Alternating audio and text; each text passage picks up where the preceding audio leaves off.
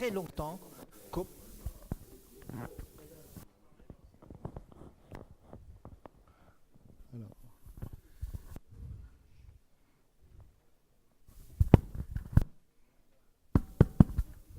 Voilà. A été considéré pendant très longtemps comme de trouble de rythme qui n'avait pas de grandes conséquences. Effectivement, ce n'était pas la fibrillation ventriculaire et les gens ne mouraient pas de suite. Néanmoins, fibrillation auriculaire donne lieu à un certain nombre de complications. Premièrement, il diminue le débit cardiaque de 25%. Deuxièmement, il peut donner lieu à des embolies d'origine cardiaque. Et enfin, il peut aboutir dans un certain nombre de cas à des insuffisances cardiaques. C'est les gens qui ont commencé en premier de faire le traitement de cette fibrillation techniques sont venus pour compléter et c'est le docteur Ventrop de l'équipe de la Pitié-Salpêtrière qui va nous montrer des images magnifiques comment on peut déceler une fibrillation auriculaire qui vient des extrasystoles de les veines pulmonaires et comment on va pouvoir nous le traiter. merci, Monsieur le Président, cher maître. Je vais donc vous présenter une aperçu de la prise en charge interventionnelle de la fibrillation auriculaire actuelle, juste pour surenchérir sur les propos du professeur Gangebach. Quelques données sur la fibrillation auriculaire actuelle. En France, on considère que la prévalence de la fibrillation auriculaire est de l'ordre de 600 000 à 1 million de patients, sachant que les modèles épidémiologiques laissent prédire à peu près 110 000 à 230 000 nouveaux cas par an. On sait que l'incidence augmente avec l'âge, ce qui explique que les 2 tiers des patients qu'on est amené à prendre en charge ont plus de 75 ans. L'estimation, toujours épidémiologique statistique, laisse prévoir une augmentation majeure des cas de fibrillation auriculaire avec, en 2050, 1,1 à 2 millions de patients atteints de fibrillation et donc de patients à traiter. Ce qui a fait parler au niveau international Eugène Brandval d'endémie de la fibrillation auriculaire. Cette endémie s'accompagne donc d'une augmentation des coûts de santé avec cette morbidité qui a été très bien décrite par le professeur Gangebach, puisqu'on considère que c'est la première cause d'hospitalisation, donc un coût hospitalier pour troubles du rythme. C'est aussi une cause assez fréquente de diagnostic associé à l'hospitalisation. 400 000 patients en 2008 étaient hospitalisés avec un diagnostic associé ou un diagnostic principal dans le PMSI de fibrillation auriculaire et un coût de la prise en charge qui avait été évalué à 3 200 € par an. Également, on l'a dit, il y a une perte du débit cardiaque de 20% qui explique que 7 à 8% des patients vont éprouver, ressentir des symptômes d'insuffisance cardiaque dans l'année qui suit l'instauration de la fibrillation auriculaire. Et puis, pour ne pas surenchérir sur le professeur Bonafé, on sait que 20% des AVC sont liés à la fibrillation auriculaire et que ce sont des AVC dont la morbidité et la mortalité sont beaucoup plus élevées. La physiopathologie, qui est une nouvelle vue actuelle de la physiopathologie, qui est ce travail Princeps de Michel Ezaguer de Bordeaux, qui a été publié en 1998 dans le New England Journal of Medicine, qui est la base du traitement actuel interventionnel de la fibrillation auriculaire, sur lequel on va s'attarder. Cette étude regroupait 45 patients, qui étaient des patients atteints de fibrillation atriale paroxystique, qui étaient résistants au traitement, et s'est intéressé tout simplement à localiser le foyer d'origine de ces épisodes de fibrillation auriculaire. Donc vous avez ici le schéma des oreillettes représenté de façon schématique et les sources des extrasystoliques qui ont déclenché cette fibrillation ici. On voit que principalement, elles sont localisées au niveau des veines pulmonaires. Quand on regarde au niveau de ces veines pulmonaires, comme l'a fait Michel Ezaguer, avec un cathétérisme transseptal, ici une vénographie de la veine pulmonaire inférieure gauche, on peut enregistrer un signal électrique dans ces veines qui correspond à l'existence de bandes musculaires qui sont connues de longue date de nos collègues anatomopathologistes. Et on enregistre ici, en même temps que le rythme sinusal, un signal qui correspond au signal local avec 2 composantes. Une petite composante mousse, ici, qui correspond à l'oreillette gauche à proprement parler, et ici un complexe très ample, très fragmenté même, et très fin, qui correspond à l'activité de la veine pulmonaire.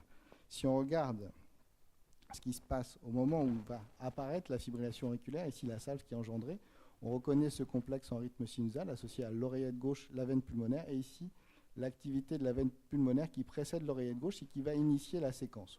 On comprend donc que c'est ces veines pulmonaires qui sont responsables de la survenue des salles d'arythmie chez ces patients atteints de fibrillation atriale paroxystique. On connaît de longue date la physiopathologie des arythmies qui avait été décrite par le professeur Philippe Coumel, qui correspondait aux interactions entre le substrat dans la fibrillation l'oreillette gauche, le système nerveux végétatif et un facteur déclenchant, ici l'extrasystolie des veines pulmonaires. Si on regarde, pardonnez-moi, un peu plus en détail, le facteur déclenchant, c'est les veines pulmonaires qui vont bombarder littéralement l'oreillette gauche.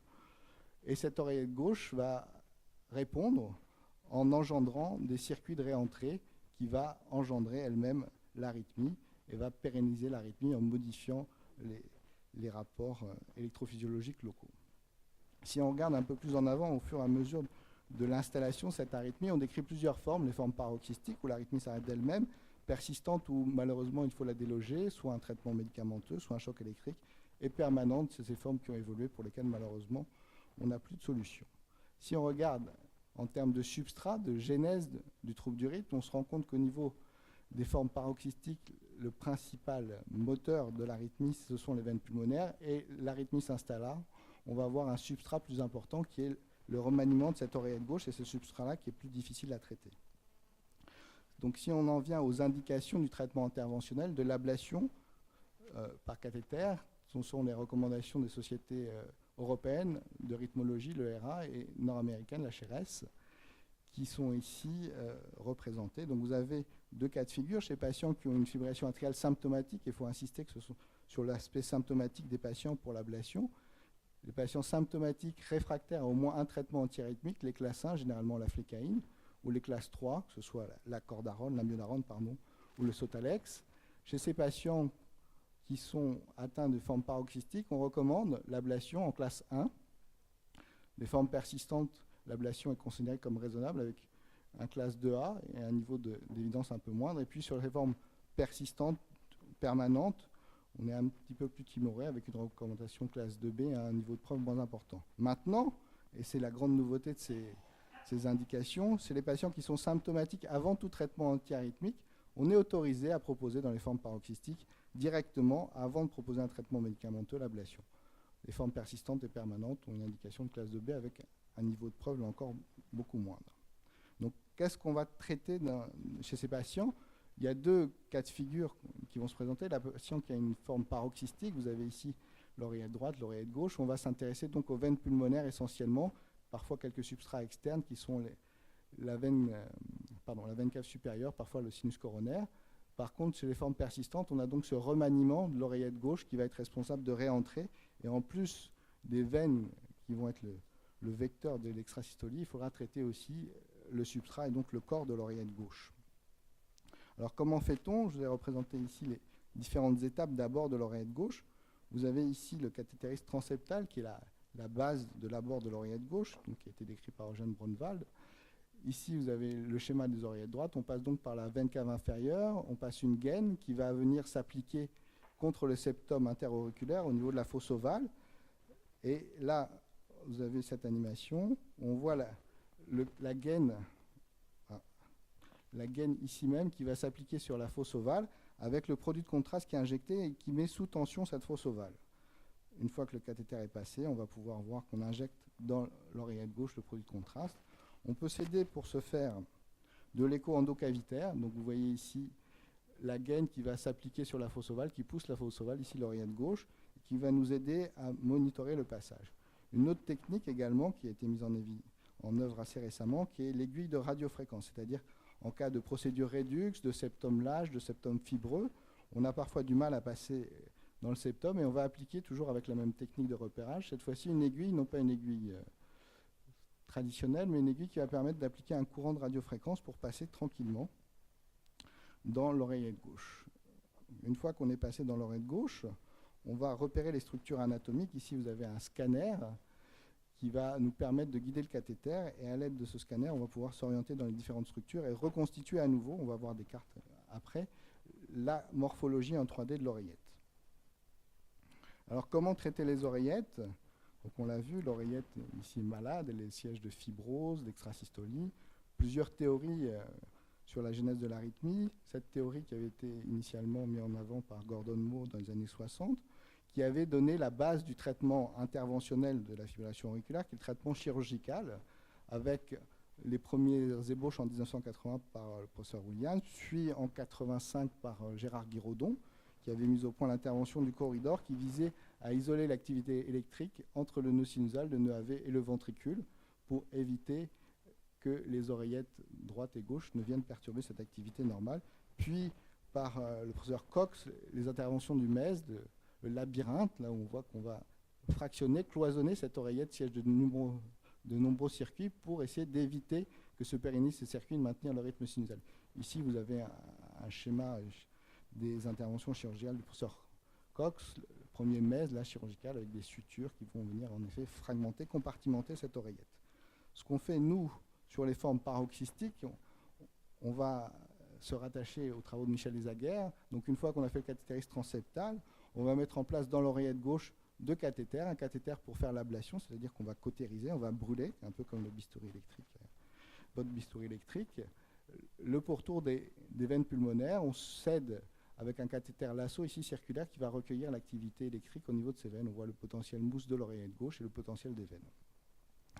Ici, vous avez un exemple d'ablation. On a ici, donc, en scopie, le lasso en rouge, le cathéter d'ablation, le recueil des informations électrophysiologiques sur le lasso, ici même. On voit là le potentiel atrial gauche, le potentiel de veine. Au cours de l'ablation, on va avoir une dissociation progressive de ces deux potentiels jusqu'à une disparition complète du potentiel de veine qui va signer l'isolement de ces veines et la suppression de facteurs déclenchants du trigger. Alors, il y a plusieurs écoles qui ont siégé à l'ablation de ces formes paroxystiques. Premièrement, l'école de Michel Desaguerres de Bordeaux, qui est l'équipe pionnière dans le domaine, avec des taux de succès de 80%. Néanmoins, parfois des reconnexions qui justifient qu'aux patients, un certain nombre de patients ont eu 2 séances pour obtenir un résultat satisfaisant. Puis, à l'opposé, une école plus anatomique, l'école de Carlo Papode à Milan, qui a isolé 2 par 2 les veines sans valider électrophysiologiquement l'absence de conduction, avec là encore des résultats qui sont à peu près comparables, de l'ordre de 80%. Ici, c'est une carte telle qu'on pratique à la Pitié-Salpêtrière. Vous voyez, c'est cette cartographie qu'on a recréée à partir du scanner en déplaçant le cathéter dans l'oreillette gauche avec le contact de la paroi. Et là, on peut manipuler dans tout l'espace de manière à limiter le temps de fluoroscopie. On a isolé ici les 2 veines gauches et les 2 veines droites. Donc, on a, pour s'aider, d'autres moyens que le cathéter traditionnel. On a des cathéters circulaires. On s'est dit assez simplement, on va cibler l'ostium, l'antre de la veine, et donc il faut pouvoir s'en ficher sur cette veine et mettre un cathéter circulaire, plusieurs types, des ballons ou des cathéters circulaires comme ici, ou bien des cathéters grillagés qui vont s'expandre. Je vais montrer ici une petite animation qui est le ballon de cryoablation, donc le ballon qui sert à isoler les veines en refroidissant sur le pourtour. Donc c'est Medtronic, comme vous l'avez vu, qui est le promoteur de la méthode. Donc voilà ce petit film qui montre le cathétérisme transseptal dans un premier temps pour aborder les veines pulmonaires. Et puis là, les veines qui vont décharger, on voit l'activité électrique. Le cathéter qui va permettre de mettre un guide circulaire qui va recueillir l'information électrique et qui va pouvoir pénétrer la veine. Sur ce guide, on va faire coulisser le ballon de cryo. Ici, le ballon n'est pas replié. On va le déplier et puis on va le pousser de manière à être occlusif au contact de l'antre, vous voyez ici, et de manière à avoir un contact sur toute la circonférence du ballon et donc sur toute la circonférence de l'antre, ce qui va permettre d'avoir une lésion circonférentielle, ce qui est une des questions qui est liée à la technique du point par point par le cathéter d'ablation traditionnel. On va injecter ici du produit de contraste de manière à monitorer l'occlusion. Là, je vous ai mis des exemples qui ont été faits dans le service récemment. Donc vous avez ici le cathéter ballon qui est gonflé, le monitorage ETO. On injecte le produit de contraste et on voit se dessiner l'anatomie, avec possiblement ici une petite fuite du produit de contraste qui explique qu'on n'a pas le contact. Et ici même, la veine pulmonaire inférieure droite, avec un très bon contact, pas de fuite, et on voit l'anatomie qui se dessine de la veine, ce qui veut dire qu'on est occlusif, et c'est là qu'on pense pouvoir déconnecter les veines.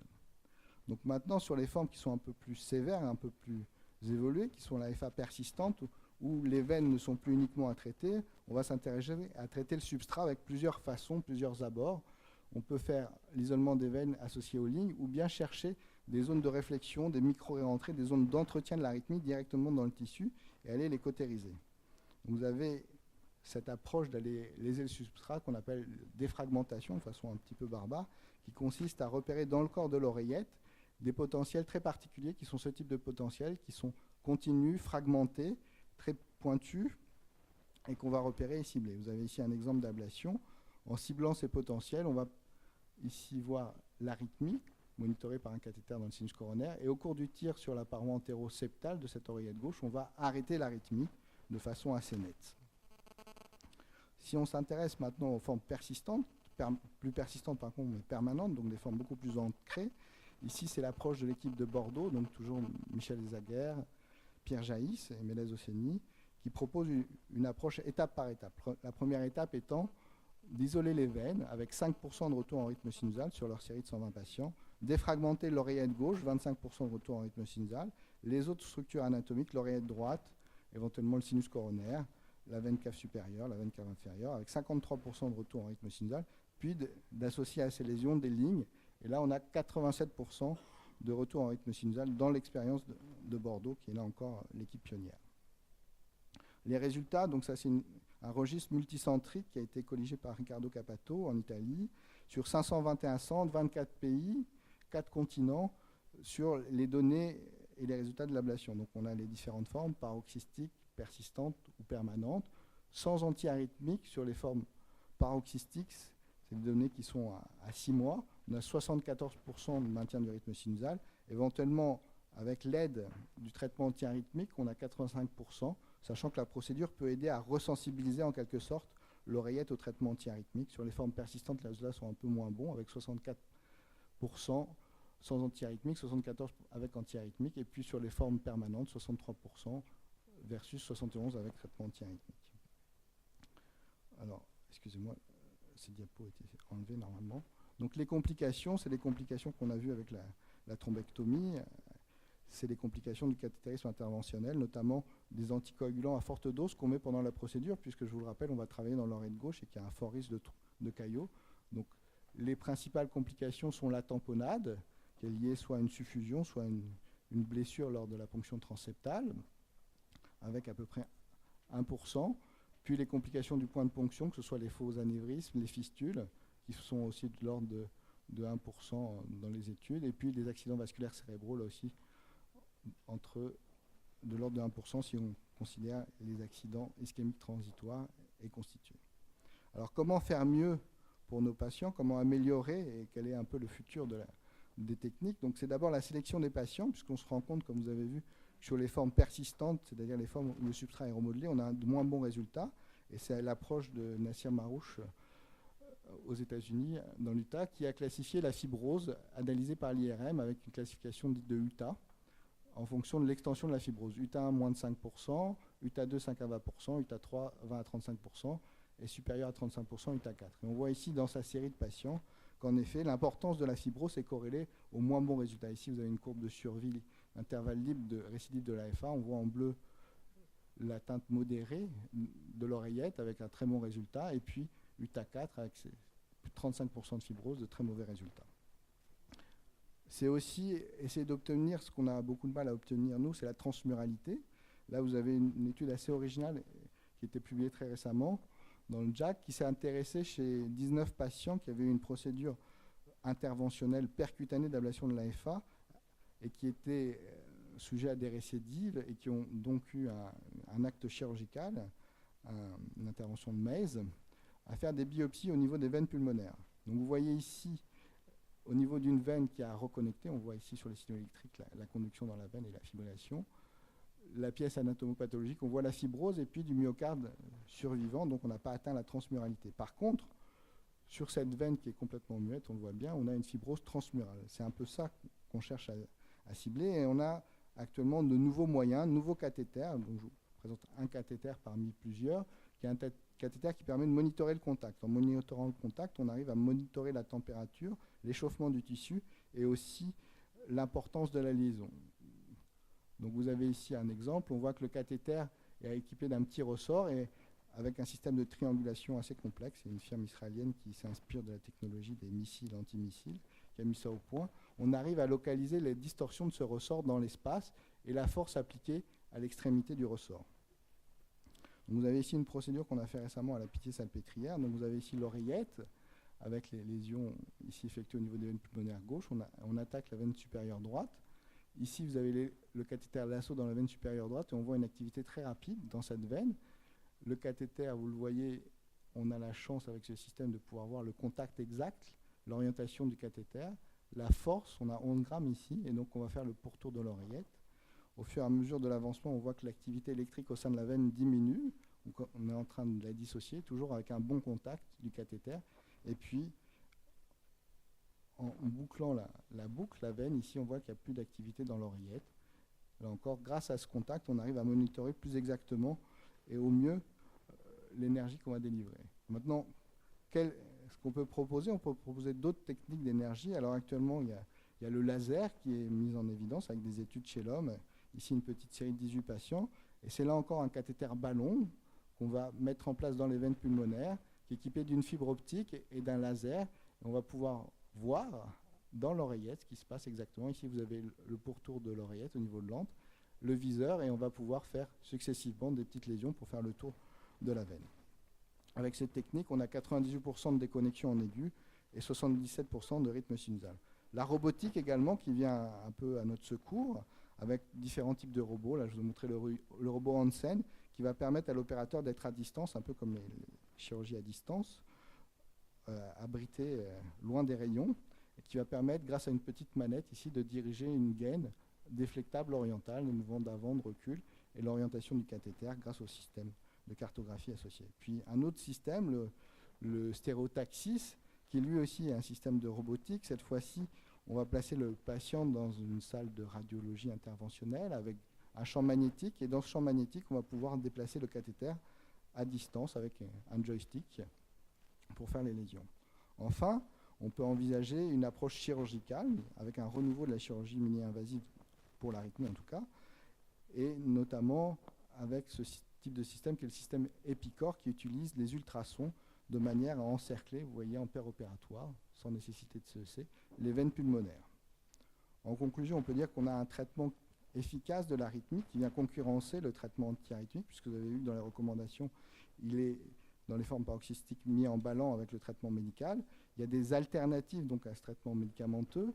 La technique est bien entendu perfectible et comme je vous ai laissé montrer dans les dernières diapositives, il y a des moyens d'améliorer les lésions qu'on fait. Et puis, probablement, il y a une place pour les approches hybrides associant un acte chirurgical complété par un acte de cardiologie interventionnelle. Merci.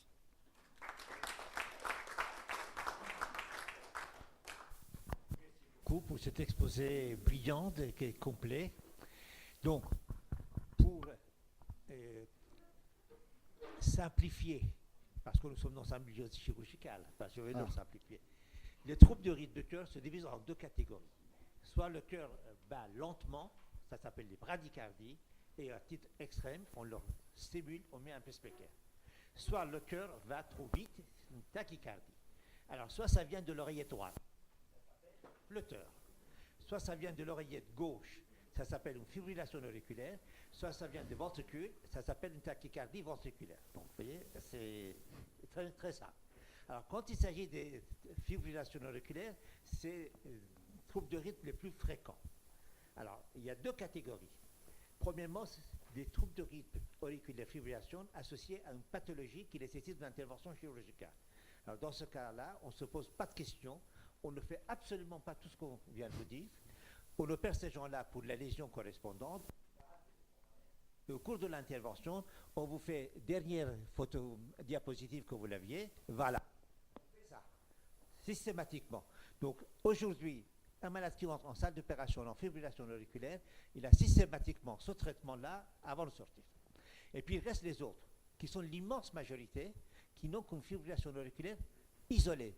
Dans ce cas-là, plus ils sont jeunes, plus c'est paroxystique, plus il faut les traiter. C'est bien cela? Oui, le plus tôt possible aussi. Et le plus tôt possible. Donc maintenant, on a des bons moyens qui permettent d'obtenir ces résultats. Alors, vous allez dire, est-ce que tout est réglé par ces moyens? Non. Parce que sur les derniers qu'il a présentés, c'est qu'il y a un chapitre qui s'ouvre, c'est que les patients sont traités par méthode cathéter une fois. On peut être traité 2 fois, mais quand il arrive au-delà, habituellement à ce moment-là, on préfère de faire un geste chirurgical associé. C'est bien cela, votre protocole actuel? Exactement, c'est le protocole qu'on a mis en place avec le service de chirurgie. Alors, est-ce que vous avez des questions à poser?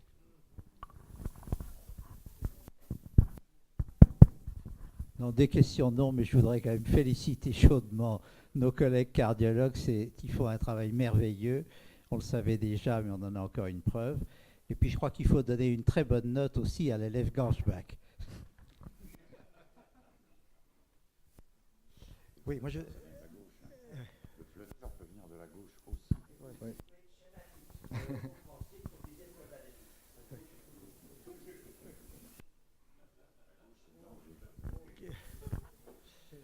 Bah, je voudrais, si vous le permettez une seconde, Jean-Philippe réagir en clinicien. Vous voyez que nous avons été transportés au XXIe siècle avec la fin de la présentation. Où on a l'impression en fait que le cardiologue peut rester chez lui et télécommander une intervention hospitalière. Et c'est une décision qui est une décision lourde que d'ablater un patient. Pourquoi?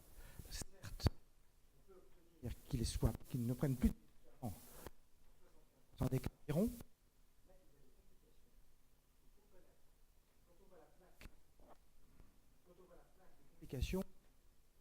N'est pas à même d'établir une hiérarchie dans les gravités. Il y a deux complications gravissimes.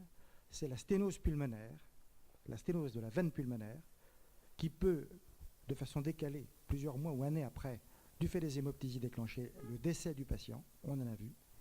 Et la deuxième complication possible, rarissime mais dramatique, c'est la fistule entre l'œsophage et l'oreillette gauche.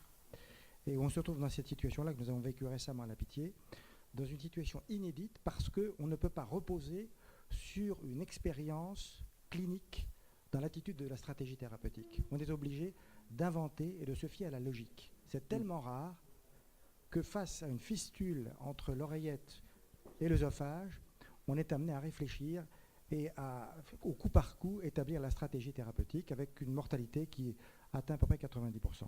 Ce qui veut dire que quand on est de l'autre côté du bureau avec quelqu'un qui a une fibrillation auriculaire et qu'on dit on va vous proposer une ablation, il faut bien réfléchir, voir les enjeux, voir si le traitement médical est mal toléré, s'il y a une mauvaise discipline de prise du traitement et ne pas se lancer abusivement dans une attraction extraordinaire pour ce qui est une médecine du XXIe siècle.